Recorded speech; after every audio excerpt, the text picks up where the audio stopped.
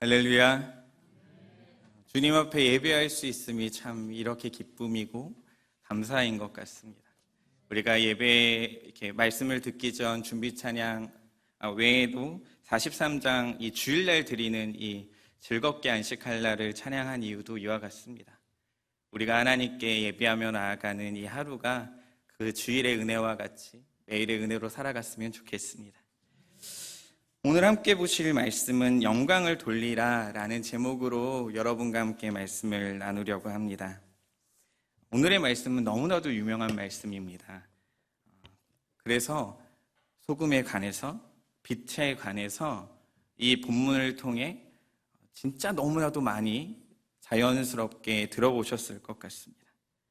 그래서 그런지 이 본문을 보면 다른 단어들이 잘 보이지 않습니다. 나도 모르게 소금, 빛, 등경, 위, 아래, 위 이렇게 나와 있는 단어들만 보고 넘어가기 일쑤입니다. 그런데 오늘의 말씀을 준비하면서 차근차근 한 절 한 절 이렇게 읽어보니까 소금과 빛보다 더 집중되는 단어가 저에겐 한 가지 있었습니다. 그게 바로 영광을 돌리라 라는 단어였습니다. 너희 아버지께 영광을 돌리게 하라. 그러니까 문맥상 찾아보면 이런 의미가 되겠죠. 소금과 빛을 비유로 설명한 이유는 제자는 자신의 삶을 통해 다른 사람들이 하나님께 영광을 돌리게 하는 사람이다. 이 얘기를 하려고 사실은 소금과 빛에 관한 이야기를 계속적으로 했을 것입니다. 우리는 교회를 다니면서 하나님께 영광을 돌려라, 하나님께 영광을 돌리는 것이 너무나도 귀중하다라는 이야기를 많이 들었을 겁니다. 그런데 생각해보면 영광을 돌린다라는 정의가 무엇이냐라는 질문을 누군가에게 이렇게 툭 했을 때 우리는 뭔가 대답하기가 애매합니다. 설명은 할 수 있을 것 같은데 단어가 여기 입술에 붙어가지고 잘 안 나오죠. 영광은요, 영광은 그거 있잖아요. 그거예요. 그거 있잖아요. 그거 거시기 뭐 이런 느낌의 표현의 단어로밖에 잘 안 받아들여지는 거죠. 왜냐하면 일반적으로 하나님을 믿지 않는 사람들이 쓰는 이 영광이라는 단어는 찬란하게 빛날 정도로 명예롭다 이런 뜻입니다. 그러니까 평생에 한번 경험해보지 못할 수 있는 그런 것들이죠. 쉽게 생각하면 이런 겁니다. 연말 시상식에 막 드레스 이쁘게 쫙 입고 조명 빡 받아가지고 모든 영광을 주님께 올려드립니다. 이럴 때 쓰는 단어예요. 누가 평소에 이 영광이라는 단어를 쓰겠습니까? 그런데 교회를 오면요, 매주 씁니다. 오늘 우리가 부른 찬양들에도 항상 들어가 있습니다. 그래서 이게 헷갈리게 됩니다. 그래서 라이프 성경사전이라는 곳에서 영광이라는 단어의 정의를 찾아보니 이렇게 이야기합니다. 인간이 감당할 수 없는 초월한 빛, 하나님의 임재나 국률, 완전성을 찬양하며 높이는, 드러내는 행위.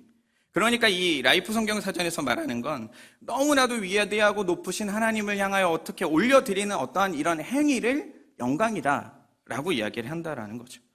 어떤 상태나 상황이라고 쓰기보다는 이 인간이 위대한 하나님께 해야 하는 행위를 이 영광으로 정리하고 있습니다. 그러다 보니 교회를 얼마 나오지 않은 사람들, 그러니까 새가족 같은 경우는 이 영광에 대한 개념이 조금 이해가 되려고 할 때 영광이라는 단어가 인식되기 시작하는 순간 한 가지 고민이 들 수 있습니다. 저기 목사님 생각해 보십시오. 제가 한 번도 영광스러운 삶을 살아본 적이 없고 하나님이 뭐가 부족한데 영광을 그분에게 돌려야 됩니까? 라고 생각할 수 있는 겁니다. 교회에서 나고 자란 분들은 상관이 없어요. 그런데 교회를 처음 온 분들이라면 영광을 돌린다라는 의미는 굉장히 불편하고 내 것을 내어줘야 될 것 같고 뭔가 나는 지금 되게 힘들고 어렵고 공핍한데 하나님은 다 뺏어갈 것 같은 느낌이 들 수도 있다라는 거죠. 그렇다면 성경은 이 영광이라는 단어를 뭐라고 이야기할까요? 구약 성경에서 영광이라는 단어는 대부분 하나님께서 이 세상 가운데 나타나셨을 때 쓰인 단어입니다.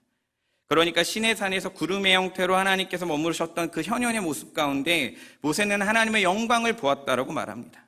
그래서 이 폭풍이나 천둥이나 구름 이런 형태와 같이 하나님이 나타난 그 빛남 같은 것들을 구약에서는 대부분 영광이라고 쓰고, 신약 성경에서는 영광이라는 단어를 이 요절을 읽으면 좀 이해가 되실지 모르겠습니다. 말씀이 육신이 되어 우리 가운데 거하심에 우리가 그 영광을 보니 아버지 독생자의 영광이요 의내와 진리가 충만하더라. 아멘. 그러니까 구약은 하나님의 나타나신 어떤 현현적인 하나님의 영광 뭐 이런 의미로 딱 쓰였다면, 신약으로 와서는 이 하나님의 역사하심과 나타나심이 예수님에게로, 그러니까 하나님의 그 영광이 예수님에게로 나타날 때 이 영광이라는 단어가 쓰여진다는 거죠. 하나님이 이 땅 가운데 나타난 그 상황과 환경 가운데 영광이라는 단어가 쓰였습니다. 영광은 이렇게 성경에서 쓰였습니다. 처음 들으시는 건 아니시죠? 영광은 이와 같이 하나님의 나타나심을 의미합니다. 하나님이 나타나셨다. 그 위대하고 놀라우신 하나님이 등장하셨다. 그때 영광이라는 단어가 꼭 쓰입니다. 그러나 이 로마서 3장 23절은 영광이라는 단어가 하나님과 예수님에게만 쓰이는 것이 아니라 하나님과 인간 사이, 하나님과 이 인간 사이에 중요한 관계를 가지고 있는 단어임도 설명하고 있습니다. 로마서 3장 23절은 이렇게 말하죠. 모든 사람이 죄를 범하였음에 하나님의 영광에 이르지 못하느니라. 하나님의 영광에 이르지 못하더니, 우리는 죄 때문에 하나님의 존재 자체에 도달할 수 없는 자가 되었습니다. 그러니 당연히 하나님께 영광을 돌릴 수 없는 자인 겁니다. 인간은 타락함으로 하나님과 관계가 끊어졌습니다. 그러니 당연히 그 하나님의 영광에 다가갈 수 없는 자입니다. 여러분, 우리가 하나님께 영광을 돌리기 위해선 우리와 하나님과의 관계가 회복되어져야 영광을 온전하게 돌릴 수 있습니다. 그래서 예수님이 십자가에서 죽으시고 부활하심으로 우리는 이제 하나님의 영광에 다가갈 수 있게 되어지는 겁니다. 우리는 예수님을 믿음으로 변화를 경험합니다. 하나님과의 끊어진 이 관계가 회복되고 그 영광에 이르게 됩니다. 그러면서 자연스럽게 우리는 그분의 사랑 안에 이렇게 거하게 됩니다. 그 말씀을 요한복음 15장 4절은 이렇게 설명하죠. 내 안에 거하라, 나도 너희 안에 거하리라. 가지가 포도나무에 붙어있지 아니하면 스스로 열매를 맺을 수 없음 같이 너희도 내 안에 있지 아니하면 그러하리라. 아멘. 그러니까 예수님을 믿음으로 하나님 안에 우리가 거하게 되고 하나님이 우리 안에 거하게 되는 이 놀라운 역사로 말미암아 우리는 타락한 인간이 가늠할 수 없었던 하나님의 영광에 이르게 되어질 수 있는 거죠. 그분으로 인해 열매를 맺을 수 있게 되고 그분으로 인해 그 놀라운 사랑과 은혜를 경험할 수 있게 되어지는 것입니다. 굉장히 원론적인 이야기를 여러분에게 드리고 있습니다. 나의 삶과 행동은 변한 것 같이 보이지 않을 때, 예수님은 믿었지만 나의 삶은 변하지 않은 것 같고 나의 집안의 재정의 문제, 나의 집안의 아이들의 문제, 나의 집의 남편과 부모님과 친척의 문제 해결되지 않은 것 같아 보여도 중요한 건 내가 하나님을 믿는 그 순간 하나님이 우리 안에 거하시고 나도 하나님 안에 거하고 하나님과 그 끈끈한 연합과 사랑 관계에 들어가 하나님의 영광 안에 들어갈 수 있는 존재가 되어졌다라는 겁니다. 우리는 이것을 알아야 합니다. 하나님을 아는 이러한 지식이 생길수록, 그리고 기도의 응답의 체험이 있을수록 이 균형 있는 신앙생활 가운데 우리는 점차 이 성화의 과정을 걸어가게 되고 하나님께 영광을 돌리며 살아갈 수 있는 존재가 되어집니다. 완전하신 하나님을 찬양하고 높일 수 있는 행위, 그리고 영광을 돌릴 수 있는 행위는 예수님을 믿는 제자들이 제일 우선시해야 하는 것, 그리고 제일 마땅히 해야 하는 것, 아직 몰랐다면 이제는 알았다면 꼭 해야 하는 그것입니다. 그래서 웨스트민스터 소요리 문답 1번이 사람이 제일 되는 목적이 무엇이냐? 사람이 제일 되는 목적이 무엇이냐? 사람이 제일 되는 목적은 하나님을 영화롭게 하는 것과 영원토록 그를 즐거워하는 것이다 라고 말을 하죠. 그래서 제일 중요한 질문, 그리고 제일 기본적으로 우리가 가져야 하는 것, 우리는 어떤 자인가? 우리의 위치가 어떤가? 우리의 존재가 어떤가? 우리는 예수 그리스도를 믿음으로 하나님의 영광에 이르게 되었다는 거죠. 믿으십니까? 하나님을 믿는 우리가 하나님께 영광을 돌리며 살게 되면 하나님을 안 믿는 사람들도 자연스럽게 우리의 모습을 보고 하나님께 영광을 돌리게 됩니다.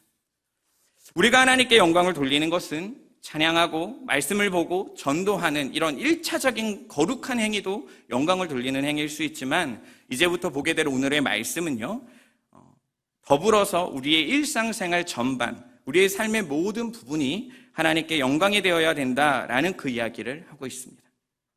그렇다면 하나님은 왜 굳이 영광을 돌리라고 말씀하셨을까요?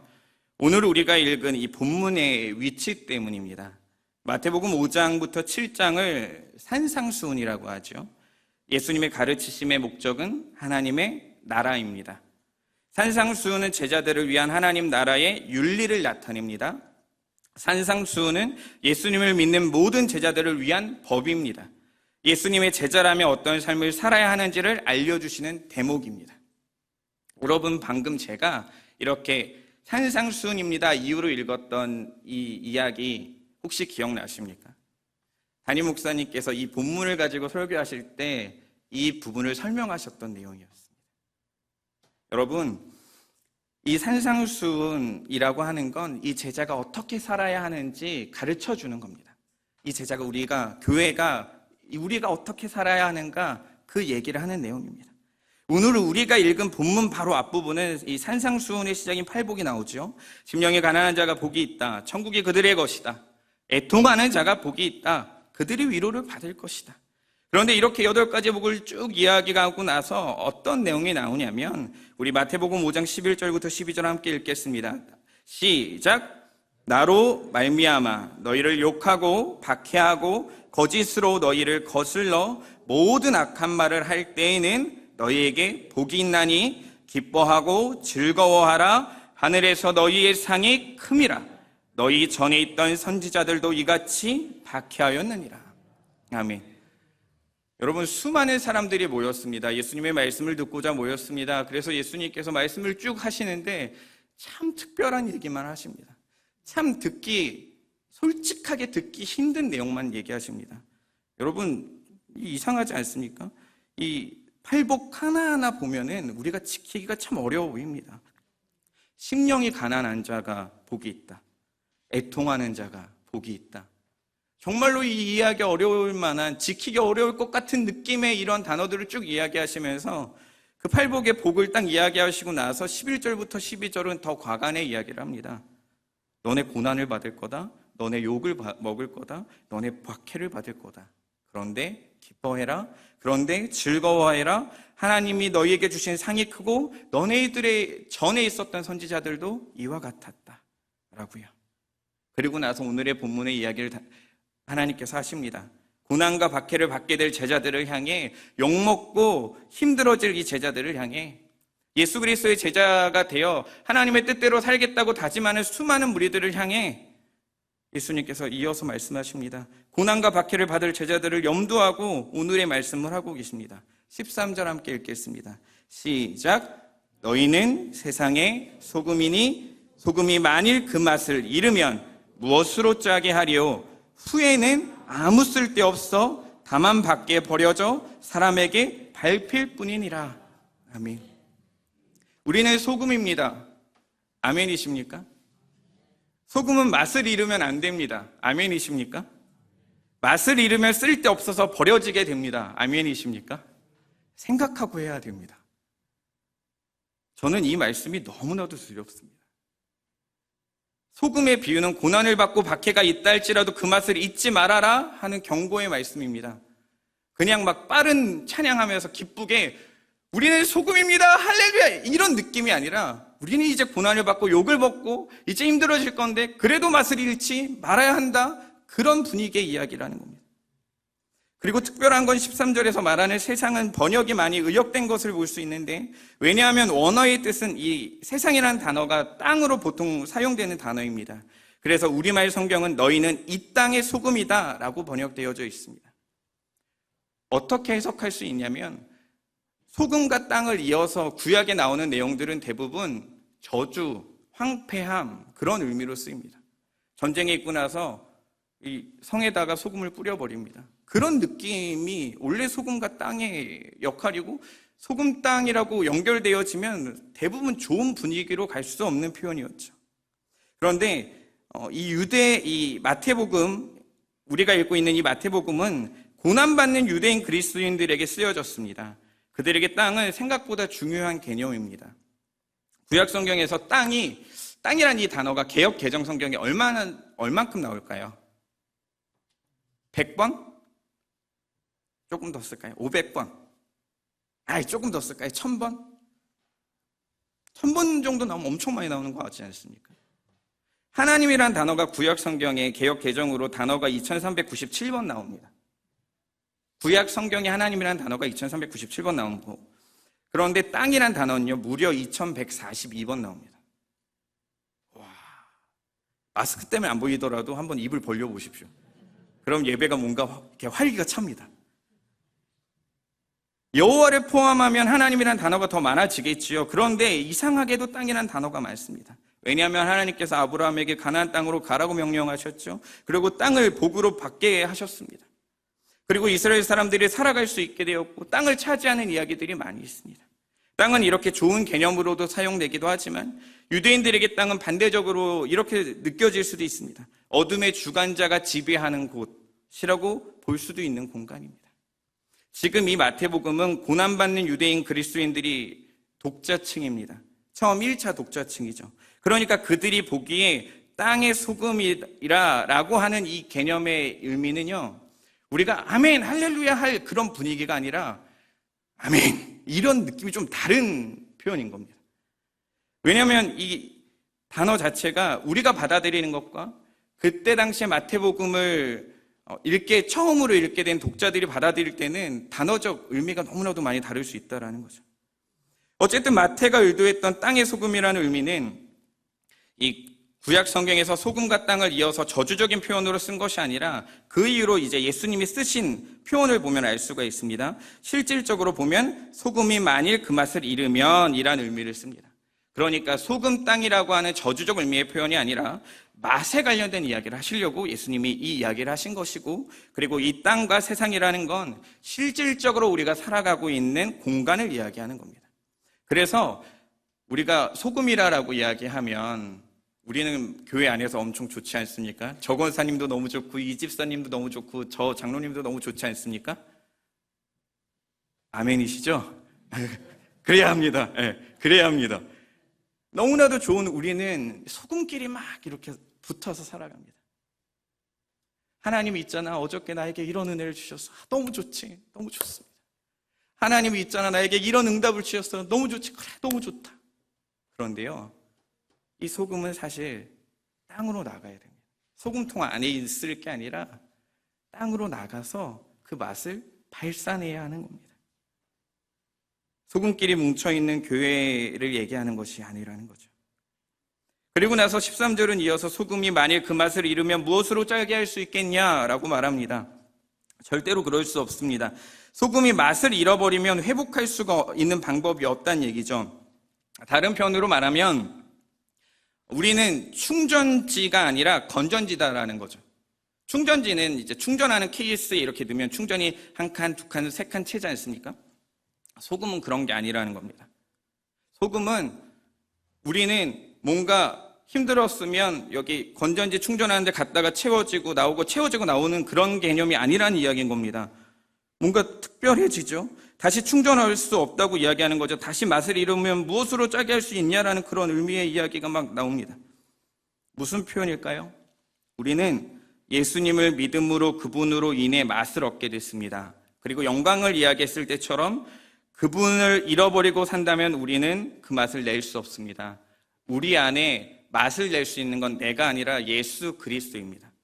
예수 그리스도가 내 안에 거하셔야 우리가 그 맛을 낼 수 있고, 예수 그리스도로 인하여 우리는 그 맛을 낼 수 있는 겁니다. 그런데 우리가 맛을 잃었다는 것은 무엇이냐면 우리 안에 예수 그리스도가 없다는 겁니다.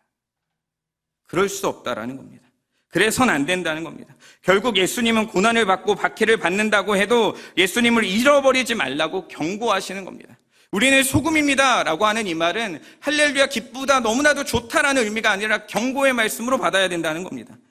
우리는 어떻게 하면 예수님의 맛을 낼 수 있겠습니까? 동네 짜장면집도 주방장 따라 맛이 바뀌던 우리의 삶의 주인을 예수님으로 모셔야, 예수님이 돼야 우리가 그 맛을 낼 수 있습니다. 내 쾌락과 내가 원하는 대로, 내가 하고 싶은 대로, 내 편한 대로 해야 그 맛을 내는 것이 아니라 어떻게 하면 예수님의 뜻대로 할지 고민하고 생각하고 결단하고 도전해야 그렇게 살아갈 수 있다는 겁니다. 여러분의 주인은 누구십니까? 여러분이 영광을 돌릴 수 있는 것은 여러분 안에 하나님께서 계셔야 되는데 여러분의 주인은 도대체 누구십니까? 내가 소금이냐 아니냐가 중요한 것이 아닙니다. 지금 내가 맛이 어떤가를 생각해야 합니다. 내가 지금 예수 그리스도를 닮았냐 닮지 않았냐, 내가 누구의 힘으로 사냐, 이걸 물어보는 겁니다. 나는 큰 교회 다니는 소금이다. 나는 집이 40평인 소금이다. 나는 좋은 차를 타는 소금이다. 이게 중요한 게 아닙니다. 나는 하나님께 영광이 되는 삶을 살고 있냐, 정말 그 예수 그리스도의 맛이 나냐라는 겁니다. 내가 교회에서만 그 맛이 나면 안 된다는 거죠. 땅에서, 세상에서 그 맛이 나야 된다는 겁니다. 더 가깝게는 가정에서, 직장에서, 아무 생각 없이 나 혼자 쉬는 그 공간에서도, 나 혼자 있을 때도 그 맛이 나야 된다는 겁니다. 나는 교회에서만 집사요, 교사요, 권사요, 장로요, 목사라면 지금 그건 버려질 수 있는 것이라는 겁니다. 예수님께서는 직분과 사는 집과 차와 입는 옷보다 우리가 하나님의 제자라는 맛을 내고 살아야 함을 강조하고 계십니다. 맛을 잃으면 아무 쓸데없어서 밖에 버려지고 밟힐 뿐입니다. 우리 14절 15절 함께 읽겠습니다. 시작.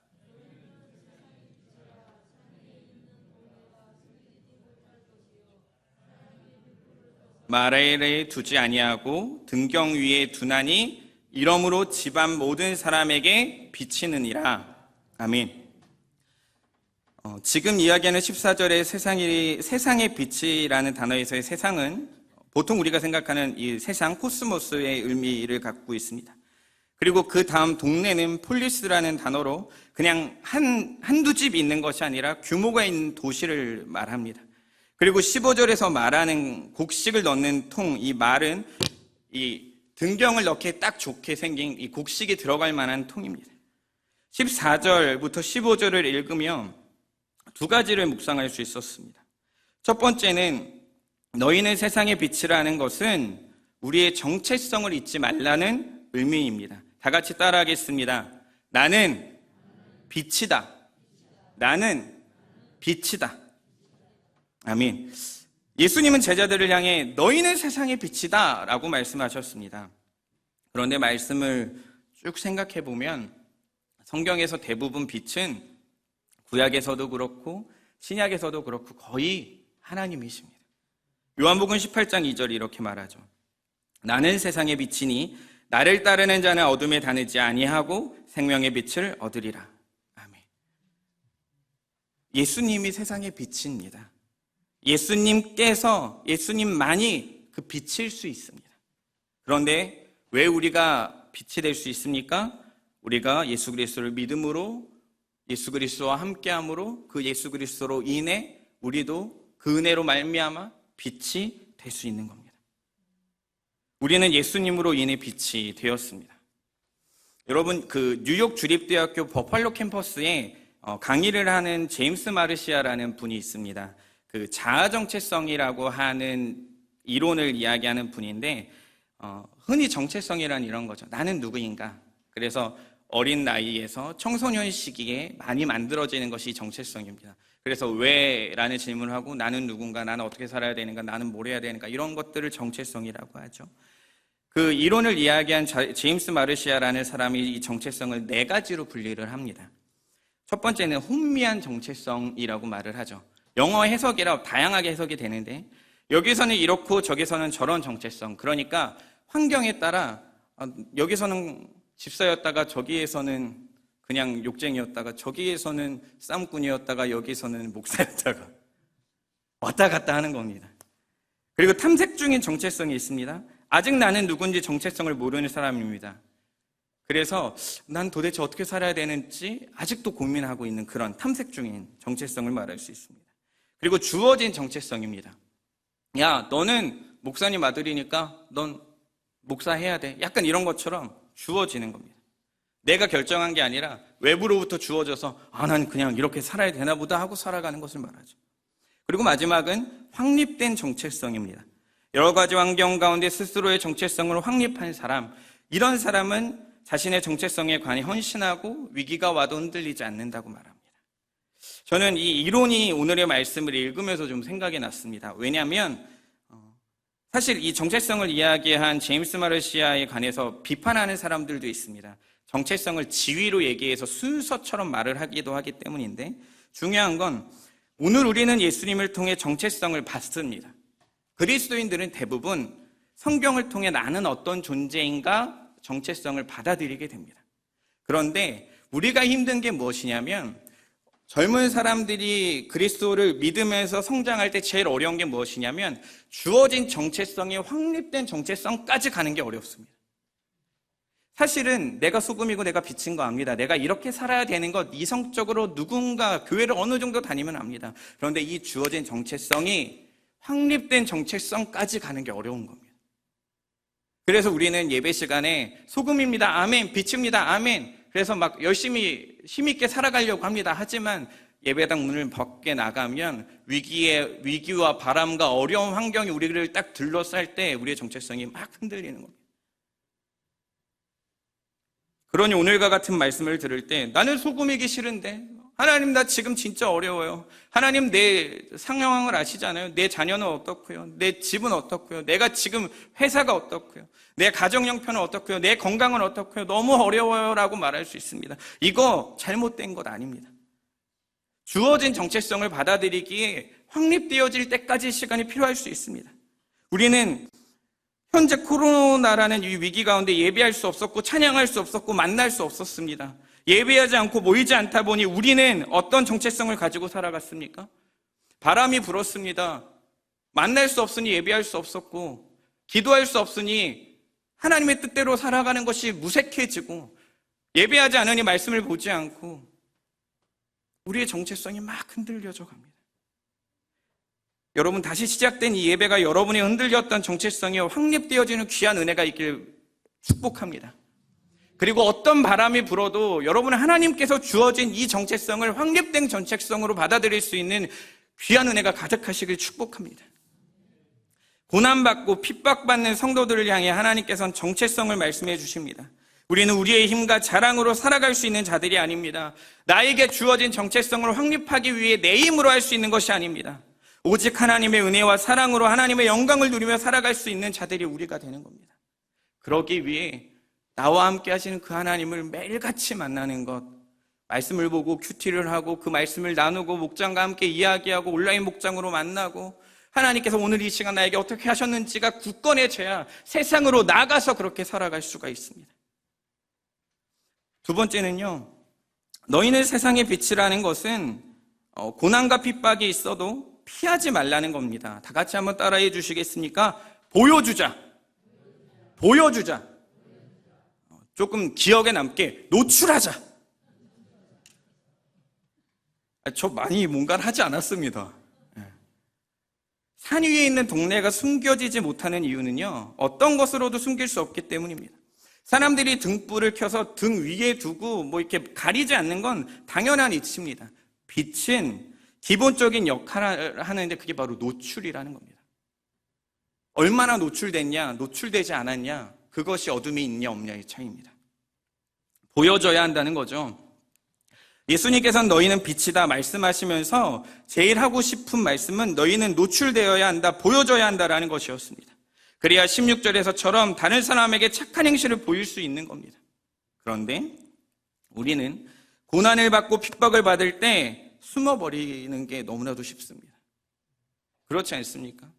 목장 모임 하자고 목장님이 우리 이제 몇 시에 목장 모임 하겠습니다. 대답이 없습니다. 목장님 혼자서 온라인 줌을 딱 켜놓고 주님 아무도 오지 않습니다. 아무도 대답하지 않아요. 우리 이제 뭐 하자, 우리 이렇게 하면 좋겠다. 일은 없어지는데 사람들이 대답을 하지 않습니다. 곤란하고 불편하고 내가 뭔가를 책임져야 하는 순간 우리는 숨어버립니다. 고난을 받고 욕을 먹을 수밖에 없는 상황 가운데 있을 제자들을 향해 예수님께서 가시면 수많은 고난과 어려움을 당할 제자들을 향해 예수님께서 산상수훈을 하시면서 팔복 이후로 이 고난을 향하여 힘들고 어려움을 경험할 제자들을 향해 이야기하시는 겁니다. 숨지 마라. 보여줘라. 너가 누구인지 보여줘라. 내가 너를 위하여 십자가에서 죽었고 내가 너를 위하여 피 흘렸으니 너가 도대체 누군지 보여줘라. 코로나19로 교회에 관한 비난하는 글들이 많이 인터넷상에 있습니다. 그러다 보니 숨어버리는 그리스도인들을 발견하게 됩니다.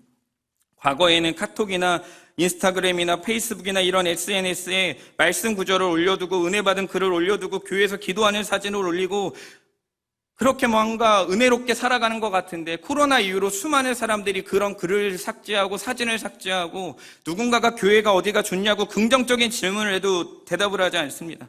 이해가 되죠. 싸우지 않으려고 피한 걸 수도 있습니다. 그것도 지혜로운 걸 수 있는데 그 속마음 가운데 숨은 거 아니냐는 질문인 겁니다. 우리는 예수님의 제자라는 것을 숨기지 않길 바랍니다.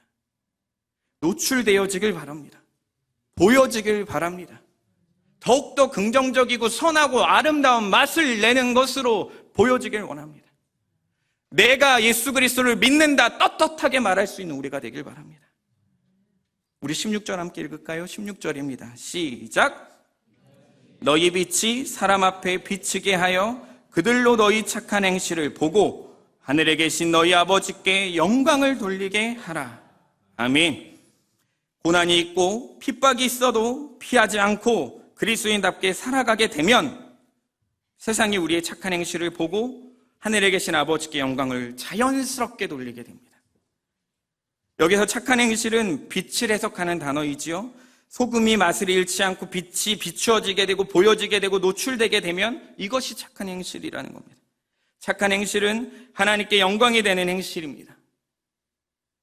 윤리적으로 뭔가 어떻게 살아야 된다, 그거에 대한 답을 주는 것이 아니라 예수 그리스도가 내 안에 살아가신 것처럼, 예수 그리스도가 나의 주인이신 것처럼 내가 보여지게 살아가게 되어진 그 모든 것이 착한 행실입니다. 그래서 말씀 보고 기도하고 찬양하는 1차적인 거룩한 행위만 영광을 돌리는 것이 아니라 나의 삶의 가정에서도 내가 살아가는 말의 언행에서도 모든 것에서 하나님의 영광이 될 수 있어야 된다는 거죠. 시내산에서 하나님을 통해 얼굴이 밝아진 모세를 백성들이 봤습니다. 그리고 하나님께 영광을 돌렸습니다. 우리가 다시 예배를 드립니다.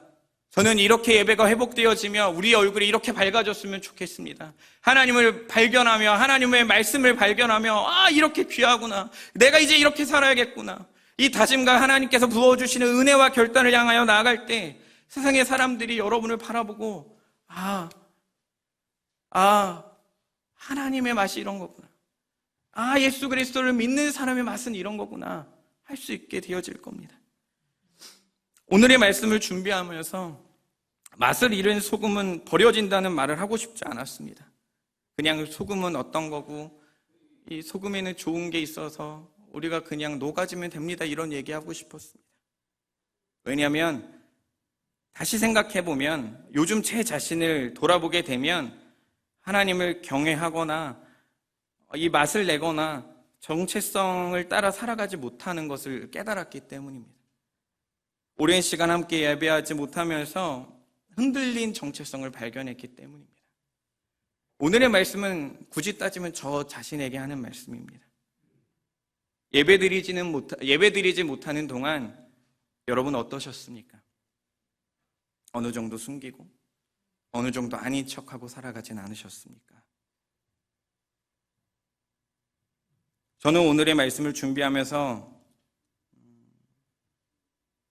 맛을 잃은 소금인지 등경 아래에 있는 빛인지 제 자신을 돌아보게 되었고, 그리고 이렇게 죄 많은 저이지만 버리지 않고 끌어안아 주시고 나와 함께 거하시는 예수님의 사랑을 깨달았습니다.